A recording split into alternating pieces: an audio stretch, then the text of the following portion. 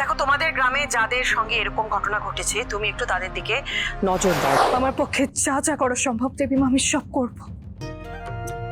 কিরে চান হলো? হ্যাঁ ঠাম্মি হয়ে গেছে কুসুম? আমার চা। কে রে?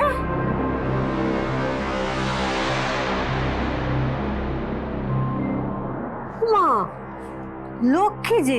হ্যাঁ রে, তোর না কদিন বাদে বিয়ে, এই রোদে রোদে ঘুরছিস কেন? হ্যাঁ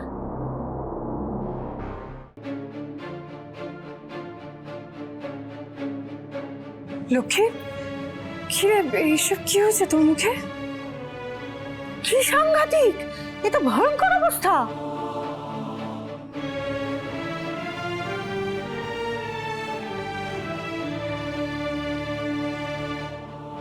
আমি এই ক্রিমটা কিনেছিলাম শুধুমাত্র এই জন্য যে এটাতে কুসুমের কোম্পানির নাম ছিল, যেই কোম্পানির ব্র্যান্ড অ্যাম্বাসেডর তুই। আর এই ক্রিমটা মাখার পরে আমার মুখের এইরকম অবস্থা হলো কুসুম। এখন আমি কি করব? লক্ষ্মী কিচ্ছু হবে না রে, তুই দেখিস সব ঠিক হয়ে যাবে। কিন্তু কবে? 3 দিনের মধ্যে আমার বিয়ে কুসুম। এরকম ভাবে আমি কি করে কারোর সামনে দাঁড়াবো? তুই একবার এটা দিয়ে দেখি।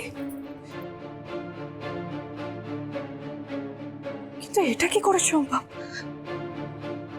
আমার কি একবার দেবীমাকে জানানো উচিত?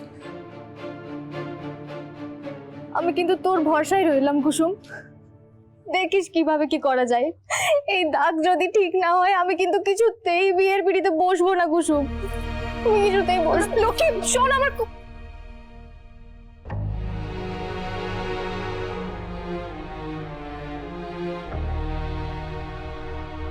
কি হয়েছে আয়ুষ? মা চারিদিক থেকে ফোন আসছে, আমাদের কোম্পানির ফেস ক্রিম ইউজ করে নাকি স্কিনে বাজে রকমের রিঅ্যাকশনস হচ্ছে।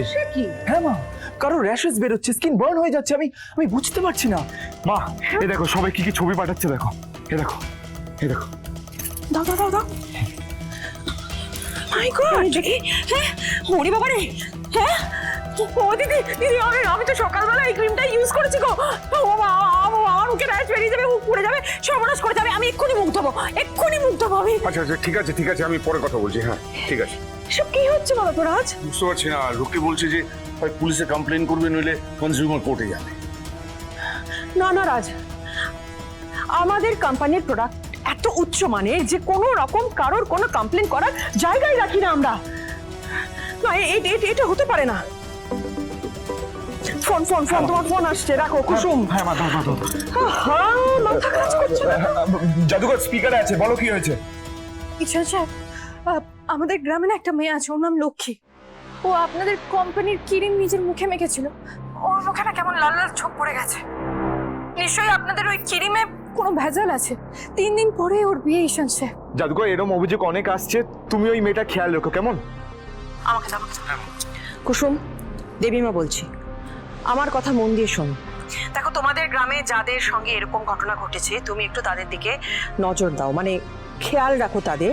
আর বাদবাকি গ্রামের সবাইকে বলো যে আমাদের প্রোডাক্ট যেন এখন কেউ না কিনে, মানে যতক্ষণ না অবধি বুঝতে পারছি যে কেন এরকমটা হলো ততক্ষণ অবধি আমাদের প্রোডাক্ট কারোর ব্যবহার করা উচিত নয়। বেশ বুঝতে পারছি এর পেছনে একটা বড় কোনো ষড়যন্ত্র আছে। আমার পক্ষে যা যা করা সম্ভব দেবীমা আমি সব করব।